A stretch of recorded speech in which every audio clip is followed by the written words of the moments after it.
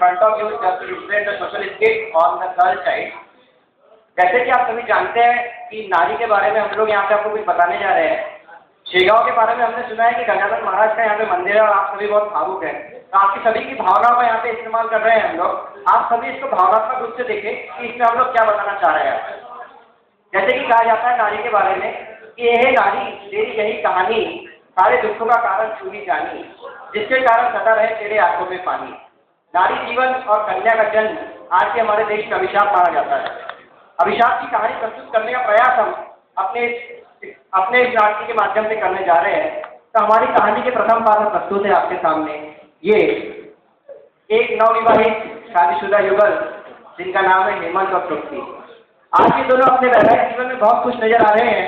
अभी अभी इनकी नई नई शादी हुई है और आपको एक खास बात बता दूं इस जोड़े के बारे में कि इनकी शादी की उम्र जो है, इस लड़के की उम्र है सिर्फ 17 साल और लड़के की उम्र है 25। तो आपको सिर्फ इनसे यहाँ मैंने मिलाया है। ये आज बहुत खुश है अपने जीवन में। अब हम देखते हैं इस कहानी का दूसरा पार्ट।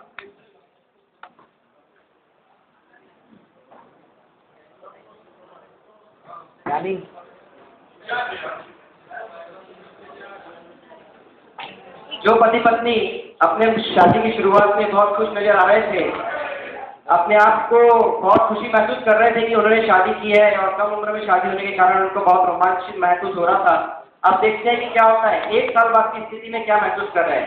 एक साल बाद की स्थिति में नारी की कहानी जो हर घर में होती है, वही कहानी यहाँ नजर आ रही है। इस तरीके से ये बहू अपने बच्चे को संभालते हुए अपनी सास की सेवा में लगी हुई थी, अपनी सास की सेवा कर रही है, साथ में उनकी सास उनका अत्याचार करने की कोशिश कर रही है। ये सीन को आप भावनात्मक रूप से देखिएगा।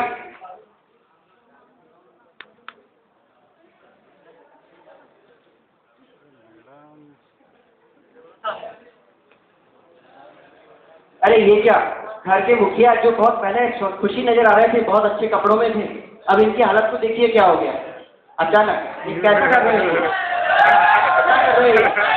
ये अपने बच्चे को हटा रहे हैं और ये क्या हुआ।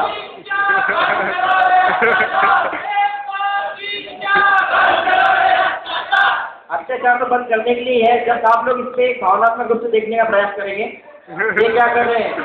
देखिए इनने किस तरीके से अपने नशे को अपनी पत्नी के ऊपर निकाला है और ये अपनी सारी समस्याओं का कारण अपनी पत्नी को ही मान रहे हैं और ये सारी समस्याओं का कारण अपनी पत्नी को ही मान रहे हैं और बच्चे को भी इन्होंने अपने तरफ से अलग कर दिया है। जो बाप अपने बच्चे से प्यार करता है उसको अलग कर दिया है। और ये देखिए कम उम्र की बहू की हालत क्या हो गई है, किस तरीके से अत्याचार किया है, माँ बेटे दोनों की।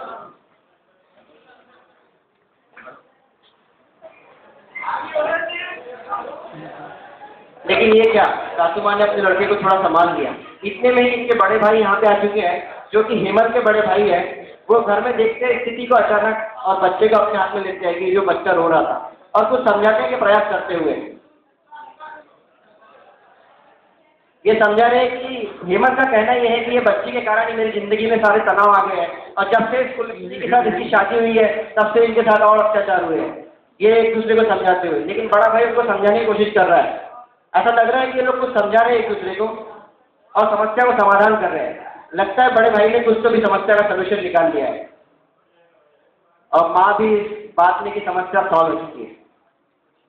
ऐसा लग तो रहा है कि समस्या का कुछ ना कुछ निराकरण ये लोग निकाल रहे हैं और समस्या सॉल्व हो चुकी है।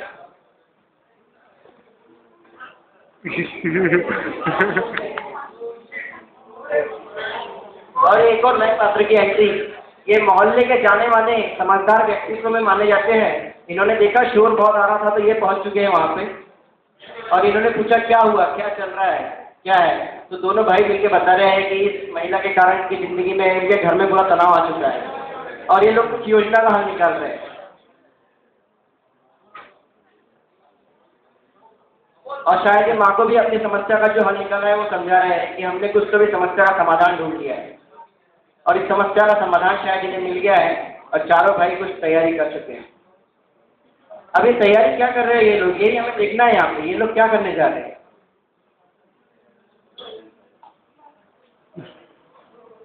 बच्चा जो है, जो बच्ची हुई है छोटी सी, वो बड़े भाई के हाथ में है और इन्होंने कुछ तो भी तैयारी कर ली है। ये जो कुर्सी लगाई गई है, कुर्सी प्रतिबिंब है एक कढ़ाई का।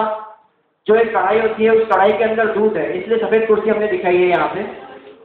और ये दूध बहुत खौलता हुआ है, इसमें आग लगा दी गई है। अब ये सर शायद पता नहीं क्या करेंगे, क्योंकि ये पुराने जमाने की फैमिली है जो अंधश्रद्धा पे विश्वास करती है, तो शायद कुछ उस तरीके की चीज हो। और ये क्या, ये बच्ची को उबलते हुए दूध में डालने जा रहे हैं, क्योंकि ये बच्ची ही सारी समस्या में जड़ती है। और उधर माँ देखिए, माँ की हालात किस तरीके से बिलख रही है वो। और अचानक एक नए कार्यक्रम के पात्र एंटर होते हैं। ये जो है इनके तीसरे सबसे बड़े भाई, जो कि बहुत उच्च शिक्षित यूएस में पढ़े लिखे हैं और वहाँ से ये आए हैं। साथ में उनकी बहू की प्रतिभा की धनी, उनकी पत्नी डॉक्टर स्वाति ऑल्सो वहाँ पे प्रेजेंट है।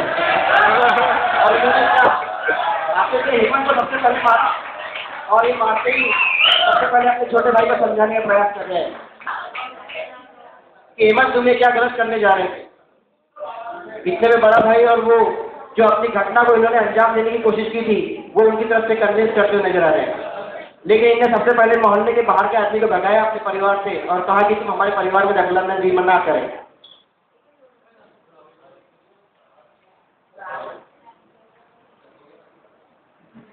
और ये शायद बहू भी उनकी दादी को समझाते हुए, उनकी सास को समझाते हुए कि मैं भी बड़ी बहू हूँ, मैं डॉक्टर हूँ, मैं फौरन से पढ़ के आई हूँ और मैं भी एजुकेटेड हूँ, कन्या कोई एक ऐसा नहीं होता है कि बोझ है। तो इस तरीके से वो अपनी सास को समझा रहे हैं, साथ में बड़े भाई को भी। गणेश नाम है इसका, और ये अपनी बुद्धि का प्रयोग करते हुए कन्विंस करने की कोशिश कर रहे हैं कि जो सही है शिक्षा के माध्यम से वो किया जाए, ना कि जो अंधश्रद्धा के आधार पर किया जा रहा था। इन लोग मान रहे थे कि अगर शायद बच्ची को दूध में जला देते तो इनके सारे पाप हल हो जाते और समस्या सॉल्व हो जाती, लेकिन ऐसा नहीं हुआ। गणेश ने अपनी शिक्षा का उपयोग दिखाते हुए सब कुछ यहाँ पे समझाया इन लोगों को, और ऐसा लग रहा है समस्या का समाधान पूरी तरीके से हो चुका है। अब ये लगता है समस्या का समाधान हो गया है पूरी तरीके से, और गणेश और स्वाति हर चीजों को समझाने में सफल हो चुके हैं।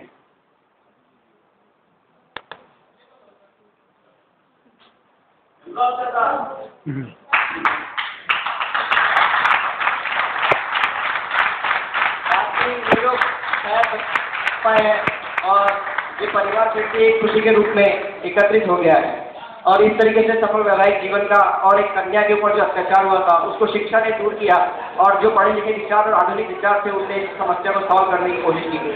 और अंत में हम लोग सब मिलकर department of business management administration के छात्र यही कहना चाहते थे कि इस नाटिका का सार एक ही है कि सही रूप उभरेगा उस दिन, सही रूप उभरेगा उस दिन नारी के उत्थान का, जिस दिन होगा मिलन विश्व में धर्म और विज्ञान का, जिस दिन होगा मिलन विश्व में धर्म और विज्ञान का। Thank you for your